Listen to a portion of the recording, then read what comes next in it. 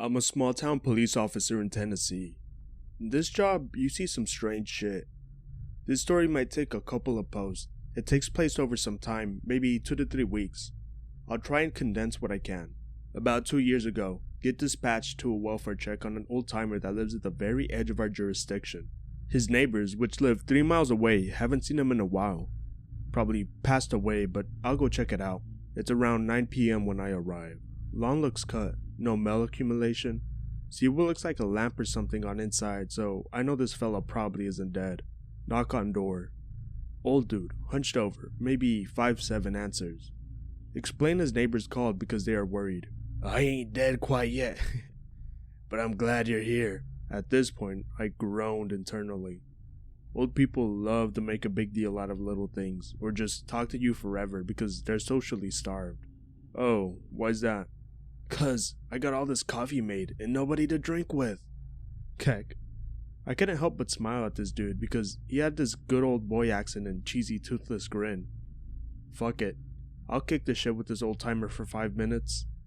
We wind up drinking a cup of coffee on this porch together at night.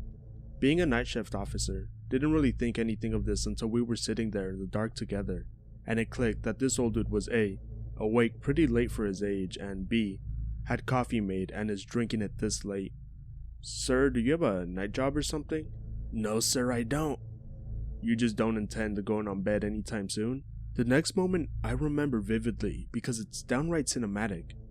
He took a long sip of his coffee, placed it on the wicker table on his porch and looked at me.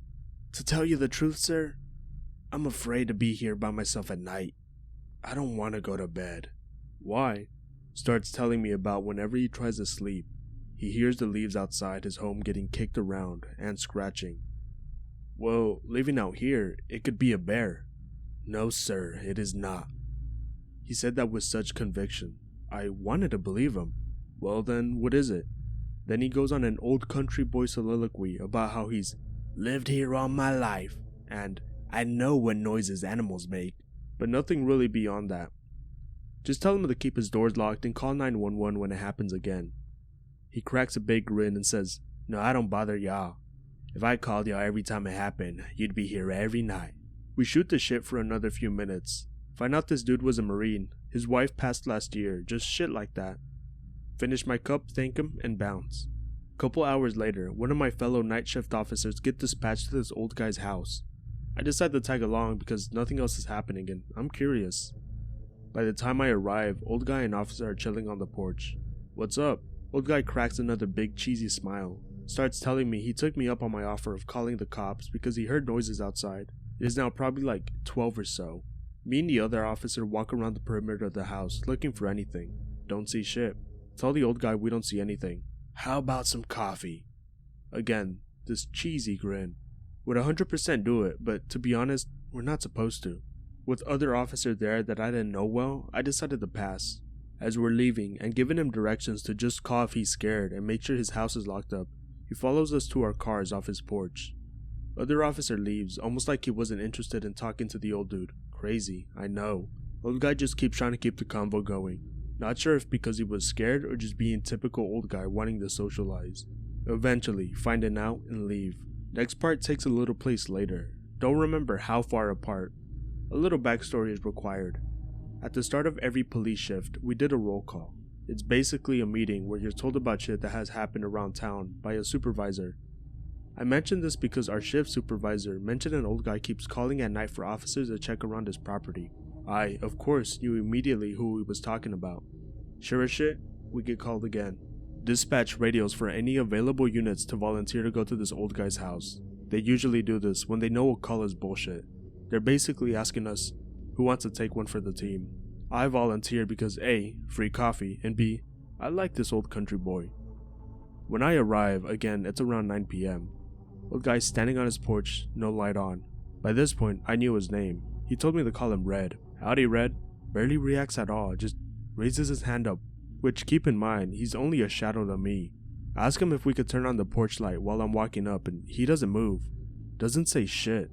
Stand there in awkward silence.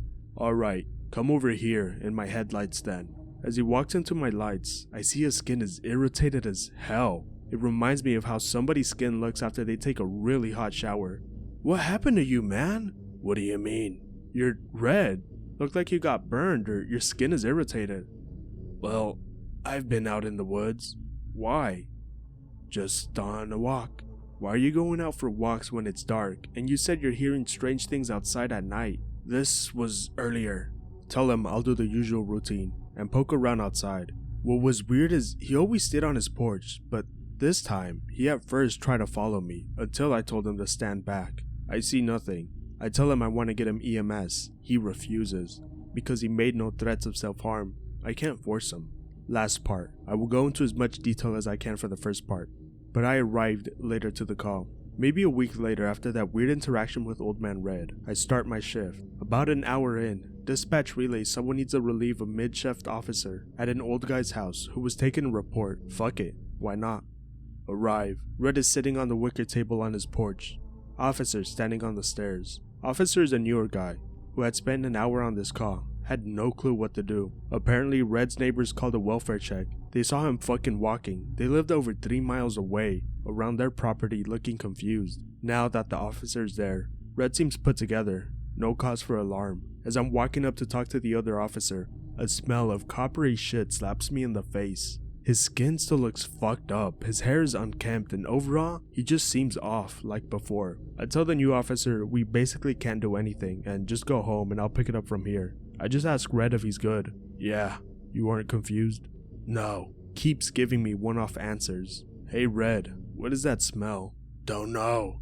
Well, alrighty then, so I leave. I just didn't have anything there. About another week goes by, we get another welfare call. This time, the neighbors went to Red's home to invite him for some kind of function. Apparently they went to the same church. They hadn't seen him in a while, but we're seeing him walking around the woods and shit, so we're obviously concerned. When they get to his house, they said they smelled pure shit and expect him to be dead inside. So that is where I came in. Arrive, it is the smell I smelled before, only 10 times worse. Kick in door after knocking. Old man is dead right there in the living room at the bottom of the stairs. I know bodies. That man has been rotting longer than a few days. Neighbors say they saw Red yesterday, wandering around, tried to flag him down and he ignored them. What the heck happened to him? This sounds crazy. Cause of death? Officially, he died of natural causes. The question we all had, how did the neighbors see him around given the state of his body? I noted it in my report, and it was never paid any mind. Basically just, oh, they must have been mistaken. And as I said, Red was acting off when I saw him every time after the first night, given how he was wandering, not acting like himself, and giving one-off answers. I believe it was assumed he had undiagnosed dementia. I'm not familiar with the disease, so I suppose it is possible. I have been browsing X for a little bit. Now, I have theories that I'd never tell anybody in real life. The part that leaves me puzzled the most is the burned skin, unless he somehow accidentally harmed himself. I've thought about it a little bit. I've been a cop for years now. There are calls of dead old people all the time, so many I just forget about them. That call has stayed with me, and I've thought about it a lot. The dementia theory, which again is the official line, his skin could be explained by poison ivy/oak. Both are common here in the woods. Red is confused, wanders, and gets that shit all over him. Or really, just brushing through plants in general can do that to you. For me, the part I always wonder about are the neighbors. I spoke to them extensively, and they said there was no mistaking that they saw Red. They saw him on their property, wandering. His body's decomposition makes that impossible. When I told them that part, they looked stunned. The older woman especially, like her jaw was gonna hit the floor. They told me Red was a devout churchgoer, which is why they knew something was up when they saw him walking around but weren't finding him on church on Sunday. One last bit. Red had a daughter. I called her to let her know about the passing. I asked her if he was ever confused, and it was a resounding no. He had all sorts of old Marine buddies he kept in contact with as well. There was nothing there that pointed to dementia. Now, I'm not a doctor, obviously. My grandfather told this story to my mother, and she told it to me when I was 7 or so. Sorry if I'm missing details, but this is the best I can do. This was back in the 60s, 70s in rural Romania. Me, my grandfather, mid to late 20s. Late evening, very dark out. Only nights are from homes on the side of the roads or street lamps. Passed by a bar, typically frequented by locals in the village. seemingly early 20s, just sitting alone by outdoor tables of the bar. He says they look genuinely stunning. Mind you, this is 9 to 10 p.m. we're talking about, if not later, in 60s rural Romania. One of them makes her way over to him and asks, "Hey, am I pretty?" About to respond, he notices something is wrong with her face. Her face is terribly disfigured. She looks vaguely human, but the longer he looks at her, the more mistakes he finds. Eye socket not exactly being parallel to the other. Nose is too far up. It's almost as if something trying to imitate a human. He decides to shut his mouth and doesn't say anything to the girl. He keeps on walking home. Nothing else happened, but he swears this happened to him. He never saw those girls ever again, and he frequently visited that very same bar. To get the ball rolling, I'll share some OC, not mine. So I work a couple of jobs right now, and one of them is at a deli, where I work alongside a 50-year-old Chinese woman. Just me and her. She told me this story once during a late shift. Let's call her Rachel. 30 years ago, Hong Kong. Rachel works with her sister in a warehouse. Long, grueling hours. Her sister's husband, Daniel, has some white-collar job. He works long hours too. The three of them live together. Because of work, they rarely have an opportunity to spend time together. But one day, Rachel's home from work early. Her sister's still at the warehouse, and Daniel's supposed to be at the office. But as Rachel's doing dishes, she gets a spooky feeling and turns around, sees Daniel walking out of the kitchen. She never even heard him. He never said hi, which is uncharacteristic of him. She calls out to him.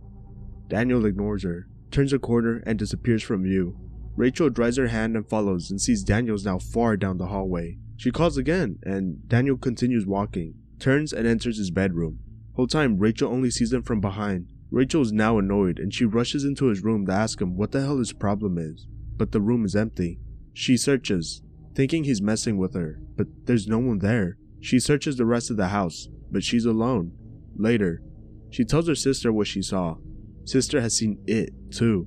They decide not to tell Daniel. Occasionally see the double disappearing into some room. Just ignore it. Rachel explained to me, in very broken English, that this sort of thing was considered bad luck to talk about. But it had happened so long ago, she didn't care anymore. I'm glad you wrote this down, because it reminded me that one of my friends had a pretty similar experience. Here's the story. Be my friend. In high school in Homer, Alaska in the 1980s, being kind of friends with this weird girl in class. She keeps talking about how her brother's double is so annoying. What? .jpg? Ask her if she means his twin. Does he have a twin? She says no, she means his double. Proceeds to tell my friend about how she sees her brother in two places at once and also interacts with him. Like, she walks into the kitchen and her brother is there eating cereal. Then she walks to the living room through the only pathway and there's her brother watching TV. She says she can talk to both of them and they behave similarly, although the double only appears at her house. Only difference is that the double likes playing pranks. Apparently the double likes to hide in weird places like her closet or in the kitchen cabinets or under the couch and jump out and scare her. My friend is thoroughly what the fucking at this point. He also doesn't believe her at all and thinks it's complete bullshit because the girl is totally into spirits and Ouija and is almost talking about communing with the dead and third eye and other stuff that makes her theories suspect. Plus, she's told them a lot of other ghost stories at this point and they all sounded like total bullshit. But this one's different because she isn't scared and she doesn't frame it as a ghost story or even a cult. It's just part of her life. Flash forward like 20 years. Currently living in Washington.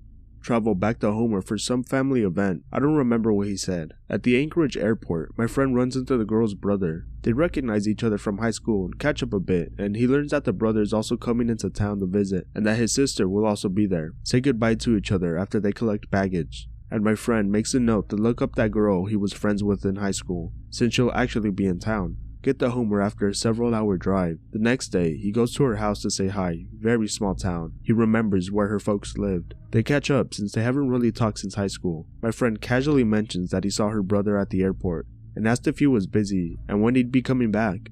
The girl looks at him, all confused. Huh? Explains that her brother is coming to visit, but that he won't be here for another 3 days because it was hard finding a flight from Colorado and back. What? .jpg? My friend suddenly remembers all the shit this girl told him about her brother's double back in high school. Shitsbricks.png. After that, I think they talked about it for a bit, and the girl said she hadn't seen the double since high school, and had kind of forgotten about it, but seemed to take it in stride and find it funny, and said something like, "Glad to hear he's still kicking up around here." Nothing else happened regarding that, but kind of a lot like your story.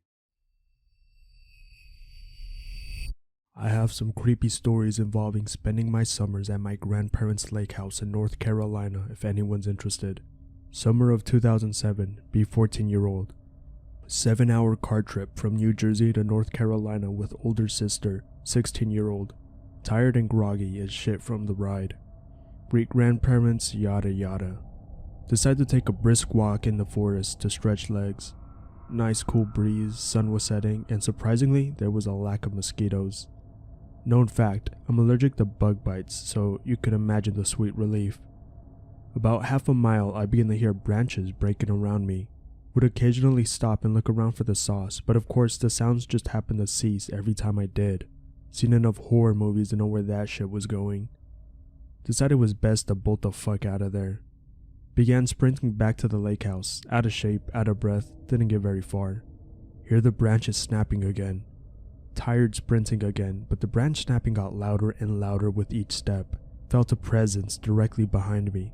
Turn around, fight or flight, ready for the worst. Eased up, it was a fucking kid maybe half my size. Bright blonde hair, blue eyes, and a gray hoodie. Hi. Hi. Have you been following me? One of me. What? Haha. He laughs, running off. Freaked out, sort of moonwalked my way back. Snapping eventually returned though. Finally made it back, asked Grandpa about the kids playing in the forest. Gave me this dumb look. Anon, you remember that we're 15 miles from the city, right? Tell him about the kid. Seemed kind of troubled. Said a kid with the same description watches him from the shore when he goes out to his boat, and he swears he sees him running around the house late at night. Went on to say he's had his fair share of strange experiences and tells me to keep this from my sister and my grandmother. Says grandma calls him a loony bin when he tells her. Long story short, I spent that summer trying to relive his own experience he shared with me, excluding some he refused and threatened me not to do. 2 or so days pass after the incident with the boy.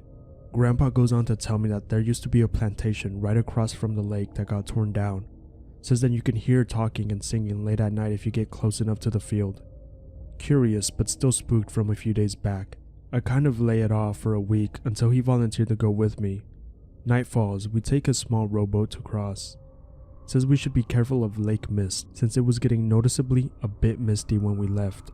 Tells me to keep an ear out wailing while we're rowing across. Didn't know what he meant by that until we were too far in to turn back. He pointed out into the water and there was the sound of a woman literally wailing. Made a hush gesture with his hands and we just kept paddling until we reached the shore. Mist became noticeably more dense out. We walked for about a mile. Grandpa stops, put his hands on my chest. Anon, listen. Kind of squinted my eyes for some reason to concentrate. Hear faint whispers of voices. Feints would randomly spike up for seconds at a time. Words that I could make out that stood above the rest were, baby, look, please, and faster. Eventually died down. We decided just to walk back to the house precautiously due to the fog worsening. Make sure to take the side of the lake opposite from the wailing.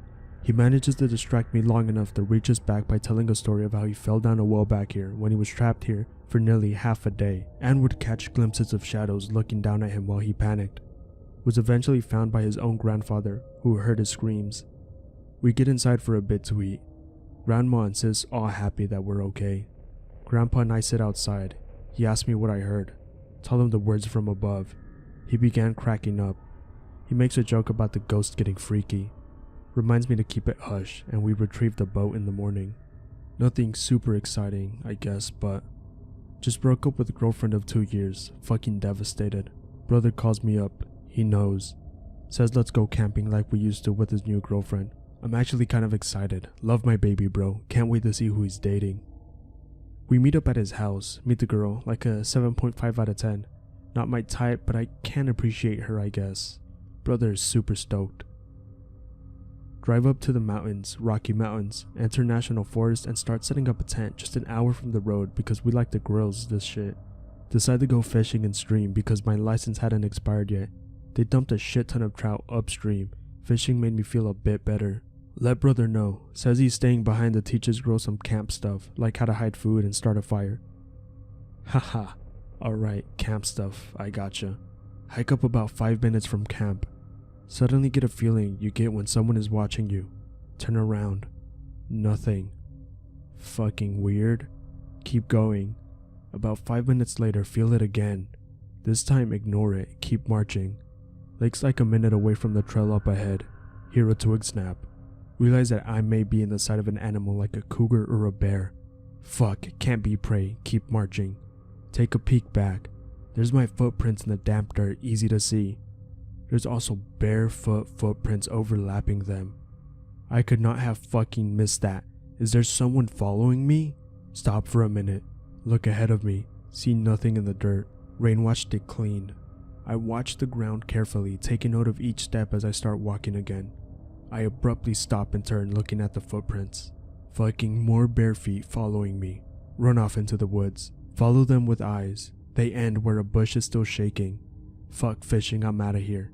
Start the power walk the way back. Pull out phone and call brother. Sup Anon, you head back up to go fishing?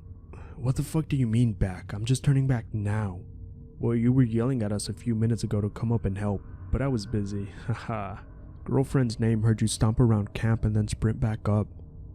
I've been busy on the trail the whole time. Are you serious or messing with me? Fair point, I was a prankster in high school and did it to him growing up quite a bit, but only funny stuff. I am decidedly not laughing. Have you or girlfriend's name walked around barefoot? No. Check the fucking ground. Phone goes quiet. I hear him say something to his girl. He unzips the tent and I hear him rustling as he peeks out. Anon, what the fuck is going on? Get the Colt right fucking now. I'll be there in a minute. Hold tight. Suddenly hear me calling for my brother over the phone. It sounds just like me. Anon? I'm not yelling, I swear. I'm still here on the fucking phone. I keep blabbering shit to prove I'm not yelling. Sure enough, I'm still talking when the other me shouts for my brother to come up and help. I hear him shuffle and his girlfriend ask a question, which looking back was probably, what the fuck? I hear a sound that sounds like a soft slide. Probably the Colt 1911 we got from our folks. Shared it between houses for extra protection. I keep running, still on the phone. Fucking signal is weak, but I'll take what I can get. Find a campsite. Don't see anyone. Fucking bare feet footprints everywhere. Brother leans out of tent, phone in one hand, gun in the other. Points it at me. Don't blame him, I would too. Anon, what did you call me when we were 10 years old? Spazneck, you would twitch if I poked your neck. He nods and lowers the gun and phone. We pack up everything we can and start the trek back.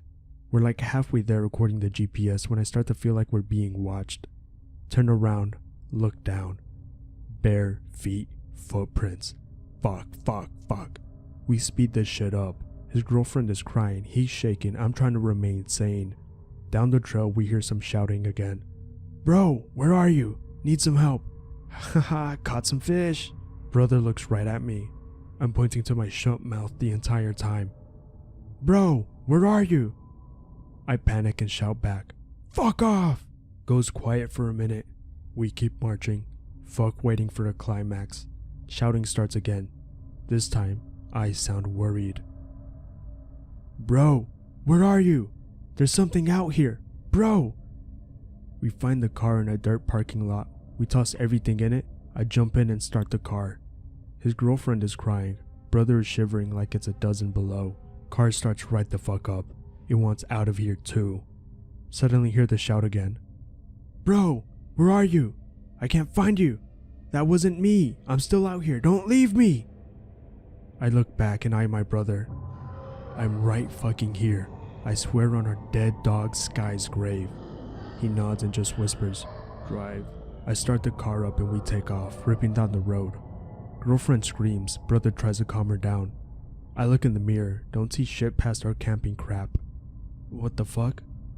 You were back there, Anon. You were standing in the road. I'm probably crying now too. Do I have shoes on? I don't fucking know, just drive. We booked it all the way back to Estes Park, rented a motel room, and took turns staying up and watching. I didn't see shit back there, just footprints and the look of terror on my brother's face when he heard me shouting. We talk about it now and his girlfriend is convinced that it was a mockingbird or something. As for the me on the road, she said she was just seeing things. My brother and I don't think so. We don't go camping anymore.